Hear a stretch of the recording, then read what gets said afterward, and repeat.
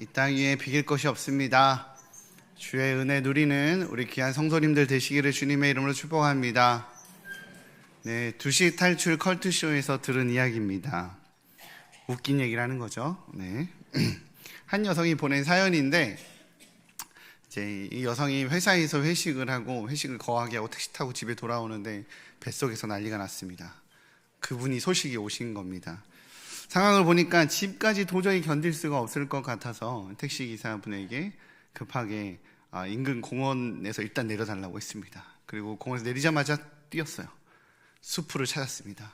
밤 늦은 시간이니까 아무도 없을 거라고 생각해서 깊은 숲으로 들어가서 마음의 평안을 찾기 위해 해결했습니다. 네, 해결을 하고 평안을 찾으려 할 때쯤 먼 어두운 곳에서 리트리버 한 마리가 자신에게 달려오는 것입니다. 긴급한 마음에 야 저리 가! 이거 왜 와 저리 가! 이렇게 하는데 자기 주위를 자꾸 빙빙빙빙 돌더래요. 자꾸 가라는데 안 가고 있는데 리트리버가 달려왔다는 건 곧 주인이 온다는 뜻이잖아요. 그러니까 안 가고 있는데 저쪽에서 그 주인으로 보이는 남성이 이렇게 막 오고 있는 모습이 그림자로 보이더래요. 그래서 여성이 긴급하게 이제 옷을 입고 이렇게 몸을 이렇게 추스렸는데 내용물이 어떻게 처리할 방법이 없지 않습니까? 내용물을 처리할 방법이 없어서 그 1초가 진짜 10년같이 식은땀이 쭉쭉쭉쭉 났다고 합니다. 뭐라고 해야 되나? 제가 사실 그런 사람이 아닌데요. 이게 정말 사연이 있습니다. 이렇게 얘기해야 되나? 어떻게 막 가진 생각으로 머릿속에 한참 하고 있는데 그 개 주인인 남성이 달려와서 도착하자마자 하는 말이 죄송합니다. 저희 개가 대변을 봤네요. 그러더니 장비를 꺼내더니 신속하게 그걸 치워서 개를 데리고 가버렸다고 합니다. 컬투쇼에 사연을 내며 사연자가 하는 말이 그땐 도저히 말할 수 없었다고. 컬투쇼에 익명으로 사연을 보내며 사과합니다. 죄송했습니다. 그리고 골든 리트리버야 고마웠어 라고 사연을 마무리합니다. 우연한 사건으로 위기를 모면하게 된 거죠. 인생은 이처럼 우연으로 좋은 일이 생기기도 하고 우연으로 나쁜 일이 생기기도 합니다. 그런데 그 우연이 겹치고 겹쳐서 거대한 인도하심으로 발견되면 그건 우연이 아니라 섭리라고 고백해야 합니다. 우연으로 보이는 이 세상 전체를 이끌고 계시는 우리 보이지 않는 손이 존재한다라는 사실이에요. 에스더서에서는요, 하나님이라는 말이 단 한 번도 등장하지 않습니다. 그럼에도 불구하고 정경에 들어가게 된 이유는 에스더서에서 등장하는 모든 사건과 모든 그 내용 안에 하나님의 인도하심과 이끄심이 이렇게 선명하게 드러나 있기 때문에 그렇습니다. 그래서 이 에스더서의 가장 중요한 키워드가 보이지 않는 손입니다. 눈에 보이지 않지만 인도하시고 이끄시는 그 하나님의 섭리, 그 이야기를 오늘 본문을 통해 나누고자 합니다. 먼저 첫 번째입니다. 하나님의 개입입니다. 1절인데요. 우리 같이 한번 읽어보도록 하겠습니다. 시작. 그날 밤에 왕이 잠이 오지 아니하므로 명령하여 역대 일기를 가져다가 자기 앞에 읽히더니. 아멘. 감사합니다. 오늘 아하수에로 왕은요, 우연히 잠이 오지 않습니다. 하나님의 사람들에게는 잠이 오는 것도 복이지만 잠이 오지 않는 것도 복입니다. 믿으십니까? 제 제자 중에 새벽 2시에 저한테 전화를 한 적이 있었습니다. 한 6개월 전쯤 됐었던 것 같아요. 새벽 2시에 전화를 하는데 이제 아이폰이라고 하는 핸드폰에는 수면 모드라는 게 있거든요. 수면 모드가 되면 핸드폰이 자동으로 무음 설정으로 바뀌어요. 그래서 제 핸드폰은 보통 9시 한 반부터 4시 반까지, 9시 50분부터 4시 반까지인가 어쨌든 이렇게 수면 모드가 자동으로 넘어가게 되어 있어요. 그래서 핸드폰이 울리지 않거든요. 그 시간대에는 무음 설정이 되어지는 거죠. 진동도 안 오고. 그런데 새벽 2시에 제가 그날따라 한 3시간 정도 잠을 못 자고 뒤척이고 있었는데 핸드폰을 보통 이제 머리 위쪽 침대에 이렇게 꽂아놓고 잠을 자는데 잠을 못 자다가 지금 몇 시, 내가 왜 이렇게 잠을 못 자지? 몇 시인데? 지금 몇 시지라고 시계를 딱 보려고 핸드폰을 꺼냈는데 그 타이밍에 전화가 왔어요. 전화가 와서 이게 제자인 거예요. 너무 오랜만에. 이 시간이 놀랍잖아요. 새벽 2시에 전화를 했으니까. 그래서 받았습니다. 받았더니 자기 친구가 지금 자살을 기도하려고 한다는 거예요. 상황이 너무 심각한데 어떻게 할 바를 몰라서 저희가 지금 같이 있는데 어떻게 해야 될지 모르겠습니다. 생각날 사람이 없어서 일단 선생님한테 전화를 했습니다. 그러길래 아 그래 무슨 일이냐 상황 설명을 듣고 그 친구의 전화를 바꿔받아서 전화 통화하고 기도해 주니까 좀 이렇게 안정이 된 거예요. 그래서 그 안정을 취하게 되고 그 아이가 어쨌든 자살을 하지 않게 되는 일이 있었습니다. 이 우연 같은 사건에 저는 하나님의 개입이 있었다라고 믿습니다. 왜냐하면 기도하는데 은혜가 막 부어지더라고요. 제가 잘 알지 못하는데도 불구하고 기도하는데 막 기도가 쏟아지는 게 제가 느껴지더라고요. 아, 하나님이 이 아이를 구하고 싶으셔서 나에게 잠을 안 주고 지쳐있게 하셨구나 라는 생각이 듭니다. 그때가 잊혀지지 않는 기억이었어요. 오늘 아하수에로 왕은요, 그 왕도 그러했던 것 같아요. 왜 그러냐면 오늘 아하수에로 왕이 잠이 오지 않았다라는 그날 밤, 성경은 그날 밤에 아하수에로 왕이 잠이 오지 않았다라고 말하는데 이 그날 밤이 어떤 날 밤입니까? 아하수에로 왕에게 사실은 그 에스더가 이제 모르드게에게 이야기를 듣고 유대 민족들이 죽을 수도 있다. 되게 굉장히 위험한 상황이 있다. 하만이 우리를 죽이려고 한다라는 소식을 듣고 왕에게 내가 죽으면 죽으리이다 라고 다가가서 왕이 손을 내밀어서 왕과 대화하는 장면이 이전에 나옵니다. 그때 이 에스더가 왕에게 제가 잔치를 베풀겠으니 잔치에 오소서라고 말한 바로 그날 밤이에요. 그러니까 지금 아하수에로 왕은 에스더가 잔치를 베풀어서 술을 잔뜩 마시고 취한 상태였어요. 그러니 잠이 와야 정상입니다. 술을 마시고 실컷 자기가 사랑스러워 보이는 그 에스더가 너무 사랑스러워 보였거든요. 그 기분 좋게 술에 잔뜩 취한 날이었는데도 불구하고 잠이 안 와요. 원어 성경은 한국어 성경에는 잠이 안 왔다라고 표현하지만 원어 성경을 이제 있는 그대로 번역하자면 잠이 달아났다라고 표현되어 있습니다. 하나님이 잠을 내쫓아 버리신 거예요. 그리고 하나님께서는 왕으로 하여금 역대일기라는 것을 읽게 합니다. 잔치 중에 술을 흥건하게 마신 왕입니다. 이 왕의 특징은 6개월 동안 파티를 열었잖아요. 1장에 의하면 6개월 동안 파티를 열고 이 음주가물을 굉장히 즐거워하는 왕이 그날도 사랑하는 여인과 술을 잔뜩 마셨는데 잠도 안 오는데 뭘 한다고요? 역대일기를 읽겠대요. 굉장히 안 맞는, 실컷 더 즐길 것 같은, 잠이 안 오면 더 즐길 것 같은 왕이 역대일기를 읽게 됩니다. 그런데 그런 일이 일어나요. 2절인데요. 한번 읽어보도록 하겠습니다. 어떤 걸 읽게 됐는지 시작. 그 속에 기록하기를 문을 지키던 왕의 두 내시 빅다나와 데레스가 아하수에로 왕을 암살하려는 음모를 모르드게가 고발하였다 하는지라. 아멘. 아하수에로는 아직 그 취기가 가라앉지도 않은 상태에서 모르드게의 이야기를 듣게 됩니다. 기가 막힌 타이밍이죠. 다시 한번 말씀드립니다. 이날이 어떤 날이라고요? 5장에 의하면 에스더가 생명을 걸고 왕에게 잔치를 베푼 날이기도 하고요. 하만이 자기 집에서 모르드게를 죽이겠다라고 높은 장대, 25m 정도 되는 높은 장대를 만든 날이기도 합니다. 이날 안 읽었으면, 이날 모르드게에 대해서 몰랐으면, 하루 이틀만 더 늦게 알았으면 모르드게는 죽고 나서 이 내용을 읽게 되는 거예요. 오늘이 지나면 끝나는 거죠. 근데 그날 이 내용을 모르드게가 나의 생명을 구했구나라는 사실을 알게 돼요. 그날 하필 아하수에로는 잠이 오지 않아서 역대일기를 확인하고 있습니다. 이 역대일기를 읽은 장면도 너무 이상해요. 보통의 왕들은요, 왕들의 역대일기를 읽는다는 것은 자기가 통치하지 않은 선조 왕들이 나라를 어떻게 다스렸는지 그 과거의 기록을 보기 위해서 읽어요. 근데 지금 왜냐하면 내용을 모르니까 그 왕이 그때는 어떻게 대처했지, 그래서 어떤 지혜롭게 이 일들을 해결했지라고 왕의 지혜를 얻기 위해서 선조들의 왕들의 이야기를 읽는 건데, 지금 아하수에로는 자기가 몇 년 전에 했었던, 자기 통치 아래 있었었던 바로 그 기록을 보는 거예요. 자기가 이미 다 아는 내용이고 자기 통치 아래 있었던 얼마 되지 않은 내용의 이야기를 확인하는 거죠. 에스더 2장 21절, 22절은 이렇게 나옵니다.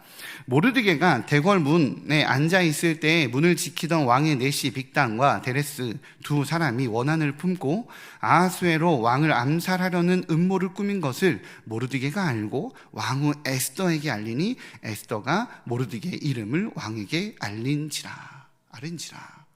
정말 얼마 안 된 이야기. 에스더가 왕후가 된 다음에 생긴 일이니까 얼마 안 된 이야기를 굳이 자료를 뒤져서 읽을 필요가 없는데 그걸 봅니다. 모두 하나님이 행하신 일이심을 믿으시기를 주님의 이름으로 축복합니다. 흔하지 않은 일이잖아요. 상식적이지 않고. 사랑하는 성도님들, 믿음에는 다양한 얼굴이 있어요. 에스더에게 믿음은 용기였죠. 죽으면 죽으리이다. 왕에 가서 알리리이다. 이것이 용기가 믿음의 얼굴이었습니다. 창세기에 등장하는 요셉에게 믿음은 용서였어요. 형들에 의해 요셉이 팔려갔잖아요. 그런 다음 총리가 돼서 형제들을 만났을 때 우리 요셉은 형제들을 용서했습니다. 왜 용서할 수 있었죠? 여기까지 인도하시니까 하나님이시니, 여기까지 인도하시니까 내가 하나님이신 걸 믿으니 형님도 용서합니다 라고 말해요. 믿음은 때로는 용기의 얼굴로 오고 때로는 용서의 얼굴로 우리에게 옵니다. 그리고 오늘 믿음은 조금 다른 모습으로 오는 것 같아요. 뭐냐면 기다림입니다. 모르드게는 왕을 암살하려는 그 위협에서 왕을 구해냈어요. 모르드게의 입장에서 보면 이 고발을 하기 위해서, 왕을 구하기 위해서 용기가 필요했을 겁니다. 고발자라고 주변 사람들에게 눈총도 받았을 거고요. 자기가 고발하는 것 때문에, 고발했기 때문에 누군가는 처형당했겠죠. 암살 시도였으니까. 그럼에도 불구하고 그는 왕의 목숨을 지키기 위해 그 일을 했습니다. 그런데 아무런 인정도, 어떤 상급도, 어떤 보상도 받지 못한 채 그 사건이 지나가 버렸어요. 모르드게 입장에서는 좀 섭섭했을 수 있겠다. 아니, 정말 많이 섭섭했을 수 있겠다 라는 생각이 들 만한 사건인데, 게다가 그는 이제 하만의 계략 때문에 왕이 유대인을 죽음에 이르게 하는 그 결정, 그 조서에 사인을 한 것도 알고 있었어요. 시행되고 있었던 것도 알고 있었습니다. 얼마나 억울했을까요? 저는 심지어 후회가 되기도 했겠다. 내가 이런 왕을 살렸나? 라는 생각을 했을 수도 있을 것 같습니다. 그러나 만약 모르드게가 그때 상급을 받았다면 그 일은 그냥 그걸로 끝나는 사건이 되어버렸겠죠. 그러나 하나님께서는 정확한 때, 정확한 시간에 그 내용을 다시 기억하게 하는 계기를 만드시는 겁니다. 하나님의 시간, 하나님의 타이밍 때 우리 주님은 일하십니다.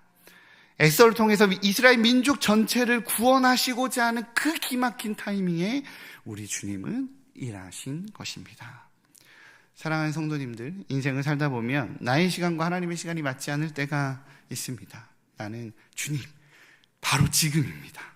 지금이 그때입니다. 이루어 주옵소서 라고 말하지만 우리 주님은 아니다 라고 말씀하실 때가 있습니다.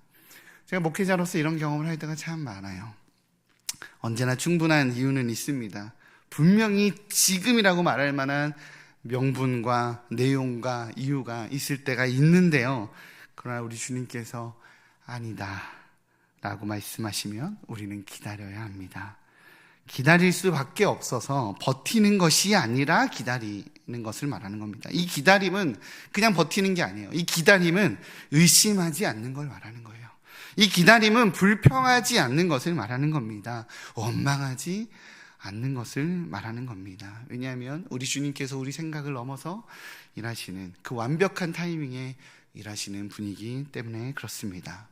사랑하는 성도님들, 지금 이루어지지 않아서 그 오래된 기도 제목, 간절한 기도 제목, 우리 주님이 지금 이루어주시지 않아서, 지금 해결해 주지 않으셔서 답답하신 일들 있으실 수 있습니다.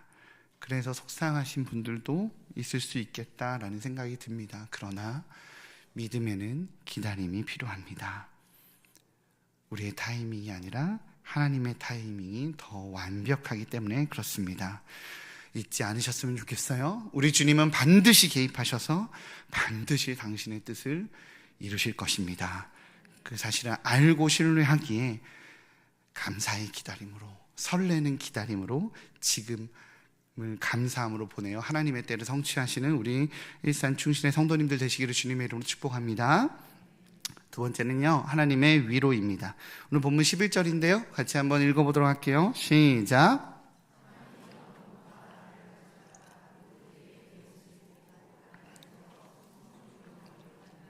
그 앞에서 반포하되 왕이 존귀하게 하시기를 원하는 사람에게는 이같이 할 것이라 하니라. 아멘.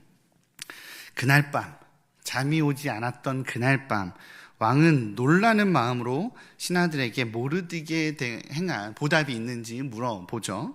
그러나 모르드게는 아무런 보답도 아무런 보상도 받지 못했습니다.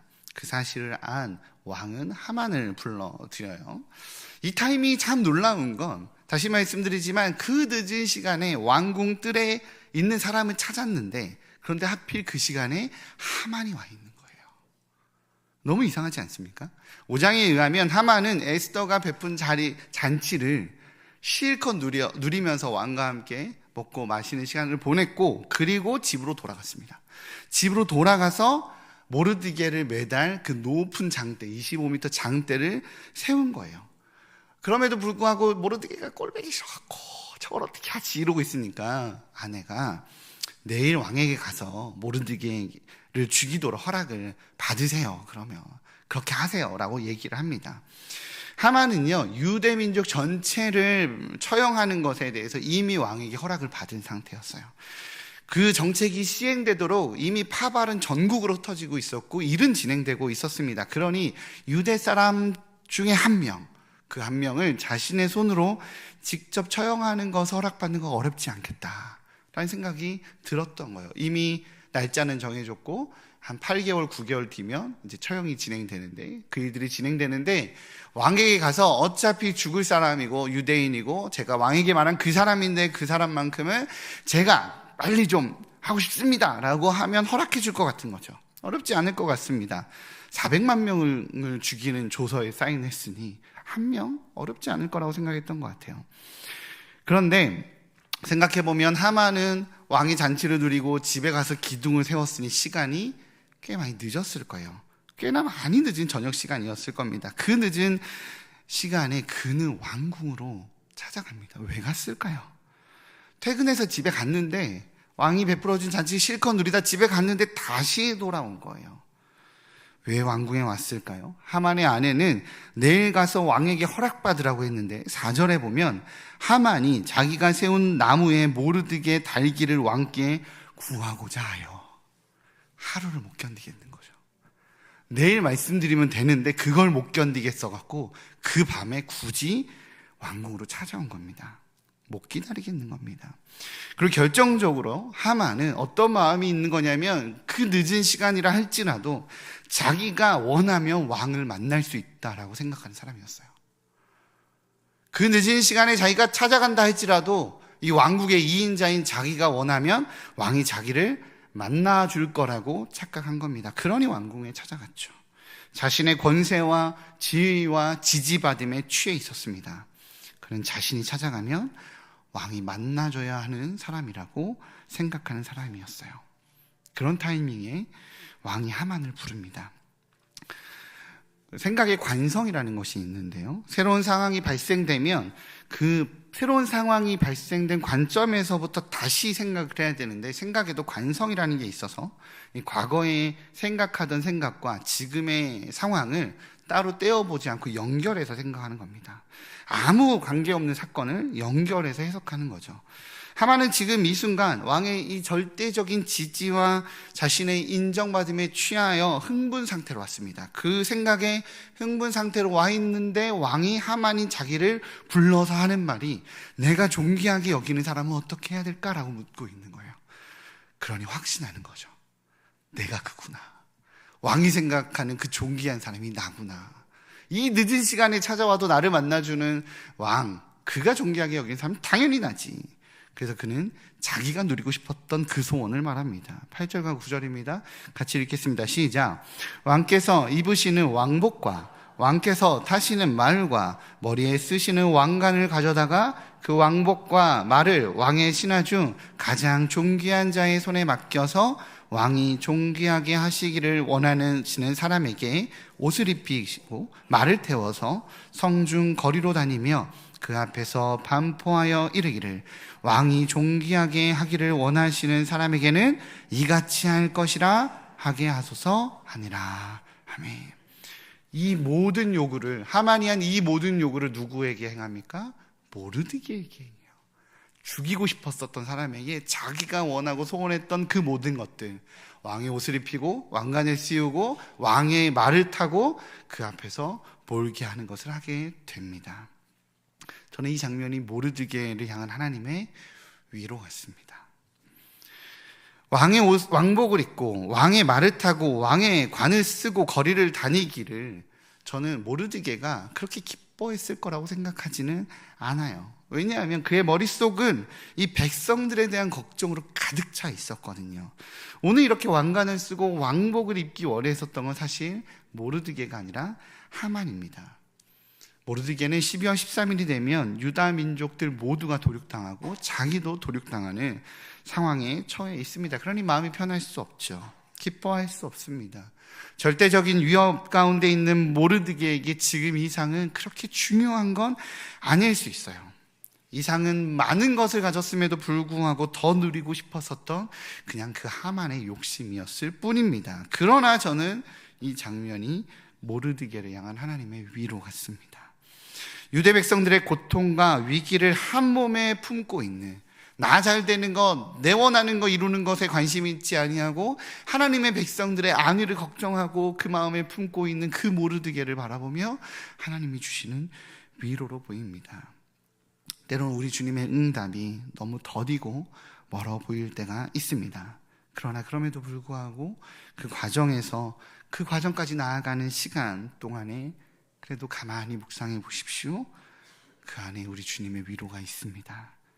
그 길고 긴 기다림을 잘 이겨내기를 바라시는 우리 주님의 위로가, 우리 주님의 격려가 있습니다. 때론 말씀으로, 때론 누군가의 다독거림으로, 때론 누군가의 격려로, 때론 예상치 못한 좋은 소식으로 위로받을 때가 있습니다. 그 순간이 모든 것이 우연 같고 모든 것이 무의미해 보이기에 소용없어, 내가 원하는 건 그게 아니야 라고 생각이 든다 할지라도 그 안에 우리 주님의 위로를 발견하시기를 주님의 이름으로 축복합니다. 그 은혜를 누리시기 바라요. 그래서 잘 버텨내시기를 바랍니다. 그러하기에 반드시 선을 이뤄내시는 우리 주님의 일하심을 확인하는 우리 일산 충신의 성도님들 되시기를 주님의 이름으로 축복합니다. 마지막 세 번째입니다. 세 번째는 하나님의 경고입니다. 본문 13절인데요. 같이 한번 읽어보도록 하겠습니다. 시작. 자기가 당한 모든 일을 그의 아내 세레스와 모든 친구에게 말하며 그중 지혜로운 자와 그의 아내 세레스가 이르되 모르드게가 과연 유다 사람의 후손이면 당신이 그 앞에서 굴욕을 당하기 시작하였으니 능히 그를 이기지 못하고 분명히 그 앞에 엎드러지리이다. 아멘. 하나님의 섭리는요, 언제나 의인에게만 향하는 것이 아닙니다. 악인도 의인도 모두 주의 통치 아래 있습니다. 왜냐하면 우리 주님은 만물의 창조자이시기 때문에 그렇습니다. 이 사실을 믿으시기를 주님의 이름으로 부탁드립니다. 요나서에서 보면 하나님께서는 아수르를 경고하고 회복시키기 위해 요나 선지자를 보내는 장면이 나옵니다. 아수르의 수도 니느웨의 백성들은 요나 선지자의 경고를 메시지를 듣고 회개하고 돌아오게 되죠. 그때 우리 주님이 아수르의 이 악인들을 회개시키면서 우리 요나에게 하신 말씀은 내가 어찌 아끼지 않겠느냐였어요. 우리 주님께서는 의인을 살리기 위해 언제나 악인을 진멸하는 방법을 사용하시는 것이 아니라는 거예요. 에스겔서 18장 23절에 이렇게 말하고 있습니다. 같이 읽어보겠습니다. 시작. 주 여호와의 말씀이니라. 내가 어찌 악인이 죽는 것을 조금인들 기뻐하랴. 그가 돌이켜 그 길에서 떠나 사는 것을 어찌 기뻐하지 아니하겠느냐. 아멘. 우리 주님은 악인이라 할지라도 그를 징계하고 처벌하기보다 그가 돌이켜 그 길에서 떠나는 것을 더 기뻐하시는 분입니다. 하만은 모르드게로 인한 경험의 일을 자신의 아내 세레스와 그의 친구들에게 말합니다. 모든 이야기를 들은 아내와 친구들은 하만을 만류하고 있는 거예요. 아마도 아내와 친구들은 상당한 지위와 권력을 가지고 있는 하만에게 평소에 별 말을 못했던 것 같아요. 그가 너무 과도하게 반응하고 있다는 생각을 해왔었던 것입니다. 돌이켜보면 모르드게가 뭘 그렇게 잘못했어요? 그냥 성문에서 인사 안 한 거예요. 하만은 그게 자존심이 상한 것뿐입니다. 기분이 나빴던 것뿐이에요. 네, 그럴 수 있어요.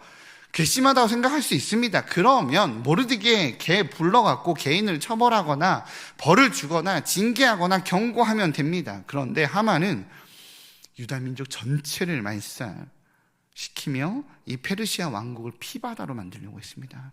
자존심 하나 때문에 살육을 벌이려고 계획했던 것입니다.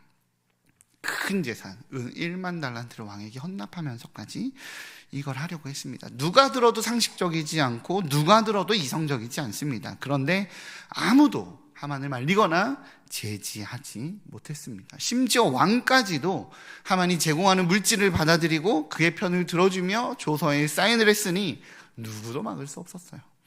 하만은 막무가내인 사람이었던 것 같습니다. 주위의 조언에 귀 기울이는 사람이 아니었어요. 그래서 막을 수 없을 것이라고 생각했는데 이상하게 무언가 하만을 막고 있는 거예요. 보이지 않는 우연들이 모아져서 하만을 제지하기 시작하는 겁니다. 당사자의 눈에 보이지 않지만 그의 아내와 친구들은 옆에서 보니까 그게 보이는 겁니다. 그들을 그래서 오늘 성경은 지혜자라고 표현하는 거예요. 그들이 하만을 만류합니다. 그런데 사람이라는 존재가 참 귀를 기울이지 않아요. 그죠? 멈추면 되는데, 악의 길에서 떠나면 되는데, 경고도 하나님께서 사랑의 마음으로 주시는 기회인데 악인은 멈추지 않습니다. 우리 주님이 원하시는 것은 징계가 아니라 회복인데 그 은혜에 순복하지 않는 거예요. 사랑하는 성도님, 우리 주님의 통치는 의인뿐 아니라 악인에게도 거합니다. 다만 의인과 악인의 차이는 의인은 믿음으로 주의 뜻에 따르는 결정을 하나 악인은 주의 뜻을 거절하는 결정을 하는 것뿐입니다. 변하지 않는 악인이, 우리 주님은 그 악인에 대해서는 아무것도 못하시는 분이 아닙니다. 우리 주님은 분명 악인의 삶의 자리에도 개입하십니다. 그를 경고하고 기회를 줍니다. 문제는 그가 우리 주님께서 주시는 그 기회를 거절하는 거예요. 그렇기에 우리는 악인을 위해서도 기도해야 합니다. 그가 주의 경고를 듣고 주의 경고를 받아들이고 그 자리에서 돌이키도록 우리는 그를 위해 중보해야 합니다. 그것이 성도의 태도예요. 이처럼 우리 인생은 하나님의 섭리 안에 있습니다. 그 섭리 안에 있는 존재이기에 기다릴 줄 알고 위로받을 줄 알고 품어내는 삶을 살아내야 합니다. 그런 삶을 살아내시는 우리 일산 충신의 성도님들 되시기를 주님의 이름으로 축복합니다. 1849년 러시아에서 반정부 활동 혐의로 체포돼서 이제 사형 선고를 받게 된 28살의 젊은 청년이 있었습니다. 그가 이제 사형수로 감옥에 가게 되는 그 길, 끌려가다가 이제 중간에 있는 간이역에서 어떤 여인이 쓱 준 성경책을 받아들이게 돼요. 감옥 가서 할 것도 없으니까 그걸 받아서 감옥 생활하는 내내 그 성경책을 읽고 신앙을 갖게 됩니다. 그렇게 신앙을 갖게 되었지만 그의 사형은 멈추지 않았고 그는 죽음에 이르게 되는 상황이 되죠. 그래서 하나님, 내가 하나님을 알게 됐으니, 내가 성경을 읽고 하나님을 알게 됐으니 내가 그래도 감사하는 마음으로 내가 죽기 5분 전에 이런 사람들 위해서 기도합니다.